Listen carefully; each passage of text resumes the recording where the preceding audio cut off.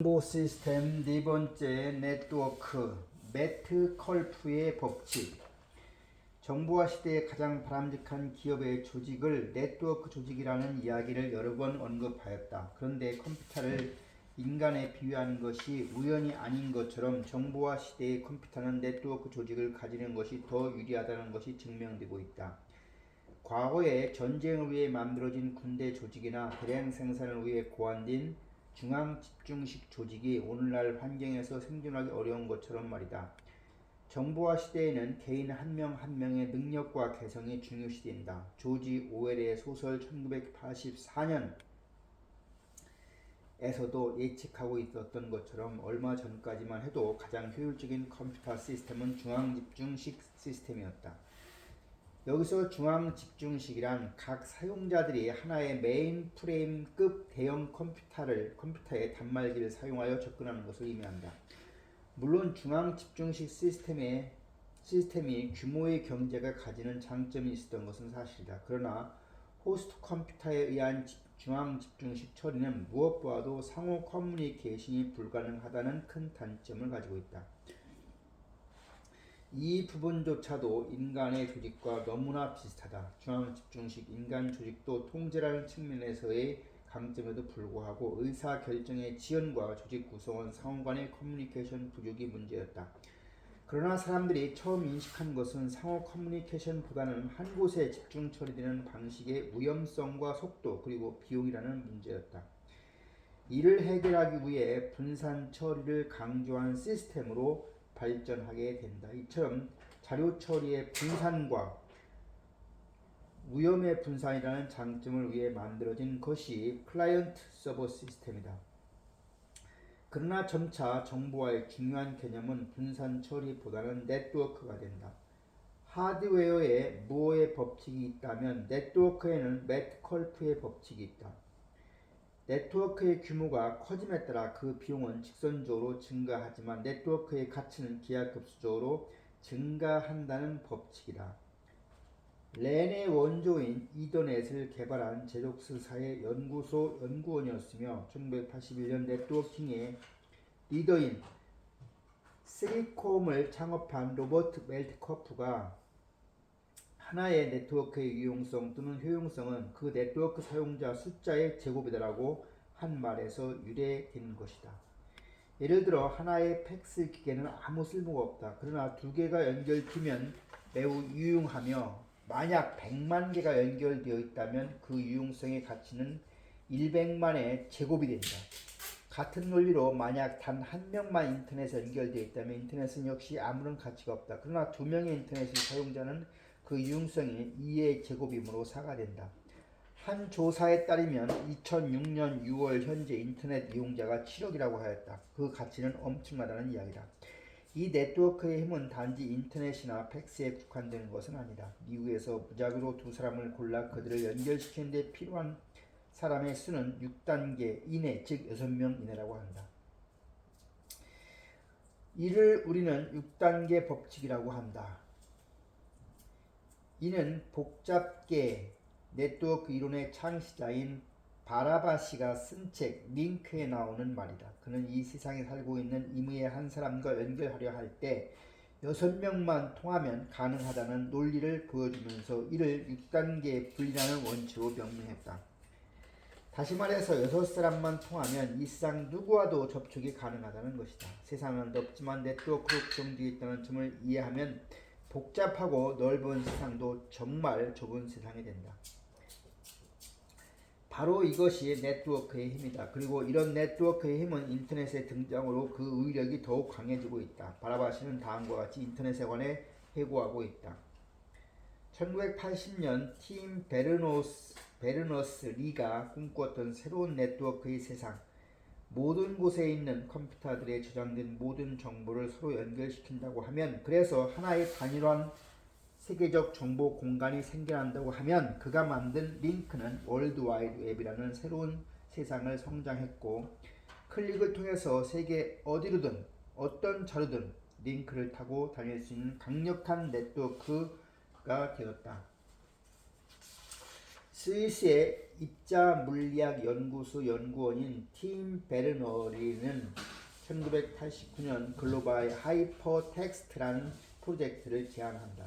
그로부터 2년 뒤에 팀 베르너리는 자신의 꿈을 실현시켰고 그는 자신의 발명품에 세상을 뒤덮는 거미줄이라는 멋진 이름을 붙였다. 정보 시스템 다섯 번째, 인터넷, 월드와이드 웹.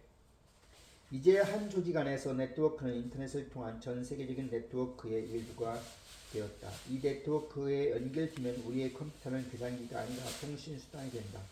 그리고 수많은 다른 시스템과 대화를 하게 된다. 인터넷이란 결국 전 세계의 컴퓨터가 서로 연결되어 하나의 망, 넷을 이루고 있는 것을 의미하게 되었다. 1969년 미국에서 군사용 목적으로 연결된 6대의 컴퓨터로 시작하여 1990년에는 전 세계 많은 컴퓨터가 이 네트워크에 붙었다. 그리고 월드와이드 웹의 출현으로 누구나 손쉽게 이 망에 연결하게 된 것이다. 이 인터넷이 상용화된 것은 10년 정도밖에 안 된 이야기다. 우리들은 이미 이런 세상에 익숙해져 있다는데 말이다. 월드와이드 웹이 하도 유명해져서 이제는 웹과 인터넷이라는 말을 혼용해서 사용하기도 한다. 인터넷은 초기에 원격 접속, 파일 전송, 이메일 등이 주요 서비스였지만 현재는 웹 서비스를 인터넷과 거의 동일한 개념으로 사용된다. 그 이유는 하이퍼텍스트인 HTML, 하이퍼텍스트 마크업 랭귀지 기반의 웹이 차지하는 비중이 상당하기 때문이다. 일단 인터넷에 접속해 보면 수많은 홈페이지를 만날 수가 있다. 홈페이지란 원래 인터넷에서 발행되는 모든 월드와이드 웹 문서의 맨 첫 번째 장을 가리킨다. 한마디로 웹 문서의 표지 역할을 하는 것이 따라서 웹을 일컬어 홈페이지라고 하는 문서들이 서로 연결되어 있다고 해도 무방하다. 인터넷 익스플로러와 같은 웹 브라우저만 있으면 정보 검색은 물론 파일 전송, 이메일 등의 서비스까지 사용할 수가 있다. 이제 우리는 인터넷을 통해 전 세계의 컴퓨터를 검색할 수가 있다. 사실 검색하기 위해 웹에 연결된 컴퓨터를 모두 뒤지지 않는다. 인터넷의 검색 엔진을 이용하면 모든 사이트를 다 방문하지 않고도 단 몇 번의 클릭으로 필요한 정보를 얻을 수가 있다. 결국 이것도 세계 인구 70억 명을 다 만나지 않고 단지 6명을 통해서 원하는 사람과 연결되는 원리와 다르지는 않다. 바로 네트워크의 힘이다. 이러한 인터넷은 정보 고속도로라고 불리는 초고속 정보 통신망으로 인해 더욱 힘을 발휘한다. 미국 전역을 연결하는 고속도로의 건설이 경제적 번영의 기초가 되었듯이 이제 이 정보 고속도로망을 통해서 디지털 유목민이 제한 조건 없이 이동하고 있으며 그 도리에 사이버 도시와 세상을 만들고 있는 중이다. 반면에 우리들이 사는 세상은 평평해지고 있고 작아지고 있다. 정보 시스템의 특징인 여섯 번째, 유비쿼터스, T의 미래. 인터넷을 통해 지구촌 누구나 하나의 네트워크로 연결될 수가 있다. 결국에는 인간보다 더 많은 물건들이 인터넷에 연결될 것이다. 바로 유비쿼터스의 세계다. 유비쿼터스란 언제 어디서나 동시에 존재한다는 의미의 라틴어에서 유래한 개념으로 언제 어디서나 누구라도 컴퓨터와 네트워크를 손쉽게 편리하게 이용할 수 있는 환경을 의미한다.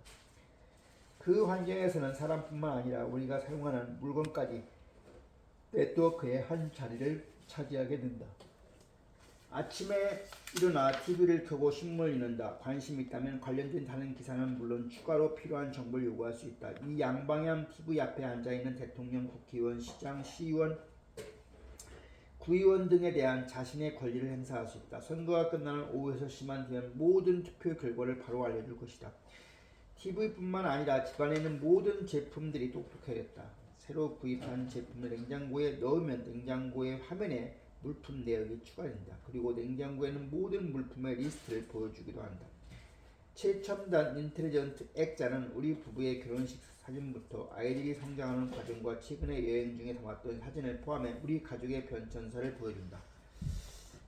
이 이야기는 공상소설이 아니라 유비쿼터스 가정에서 실현되고 있는 세상을 묘사하고 있는 것이다. 사실 유비쿼터스는 정보혁명의 뒤이은 제4의 혁명으로 일컬을 만큼 우리 사회의 변혁을 예고하고 있다. 이들 새로운 기술과 제품은 정보통신의 기술융합, 테크놀로지 컨버전스로 가능해진다. 디지털 컨버전스라고도 부르는 이런 추세는 점차 유선과 무선 방송과 통신과 컴퓨터 등을 융합해서 새로운 형태의 상품과 서비스를 만들어내고 있다. 휴대폰은 이동전화 기능은 물론이고 디지털 카메라와 mp3, 게임, 방송 시청의 기능을 추가하여 끊임없이 진화하고 있다. 위에서 말하는 똑똑한 냉장고는 제품에 내장되어 있는 소형 컴퓨터 칩에 의해 가능해진다.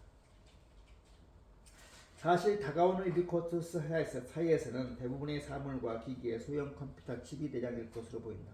예를 들어 전자 태그, RFID, 라디오 프리퀀시 아이덴티피케이션이라고 불리는 소형 칩은 무선 주파수를 이용해 자신의 정보를 전송할 수가 있다. 이 전자 태그로 인해 주차 관리, 도서 관리, 출입 통제용 카드, 고속도로 하이패스용 카드 등이 가능해진다.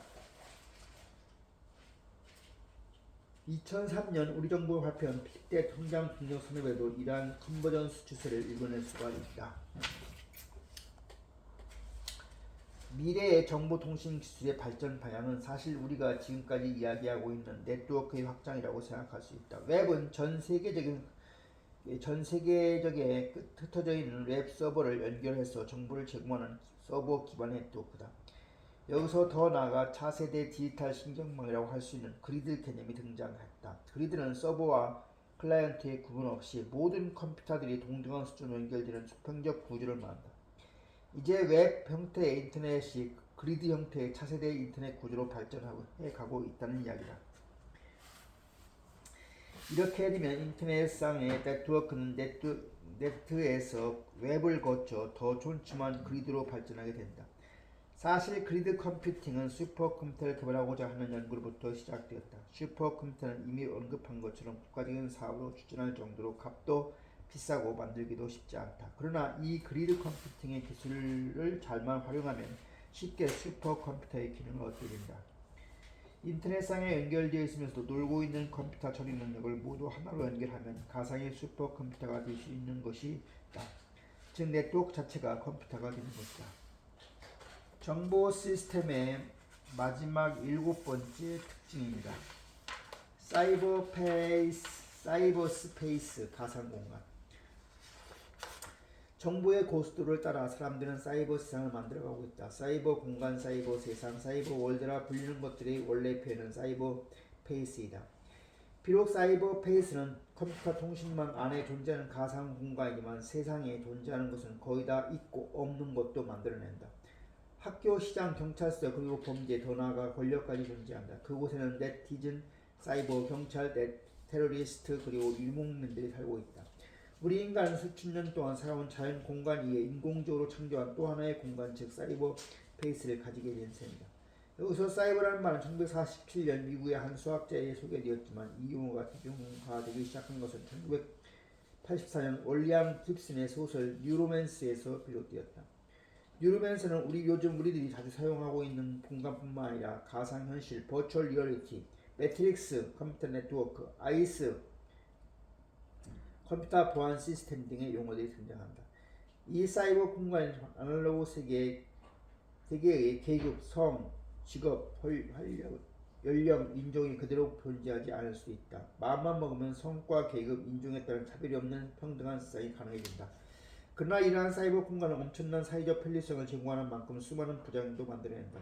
현실에서보다 더 쉽게 언어 폭력이나 도덕적 타락을 허용한다. 즉 가상현실에 몰입함으로써 실제와 가상을 구별하지 못하는 정신적 혼란을 겪기도 한다.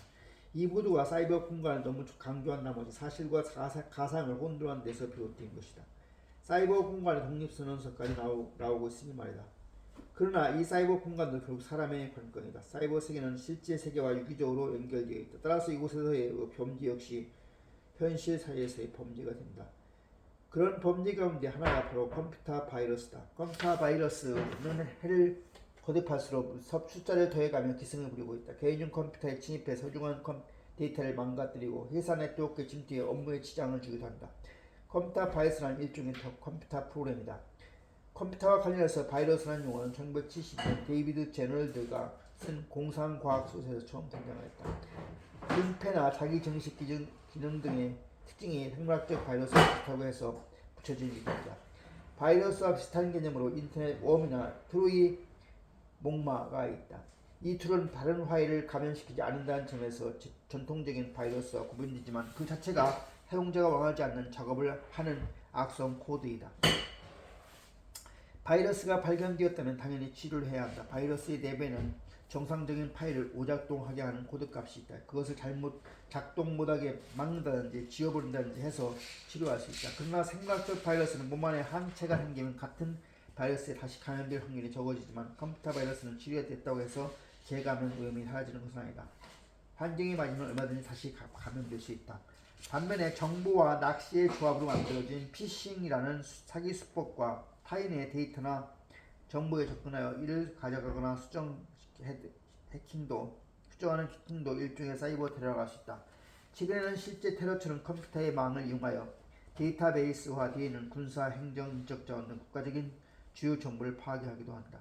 모든 삶이 그렇듯이 정보화에도 빛이 있으면 그림자가 있기 마련이다. 사이버 테러뿐만 아니라 더 많은 정보로 인한 혼란과 불건전한 정보로 인한 정보 바다의 오염이라는 그림자도 존재한다. 세상에 공짜 점심이 없는 것처럼 이익을 얻기 위해 처리하는 비용이다. 따라서 재무관리에 금융지능이 필요하다면 정보화에는 정보화 지능이 필요하게 된다.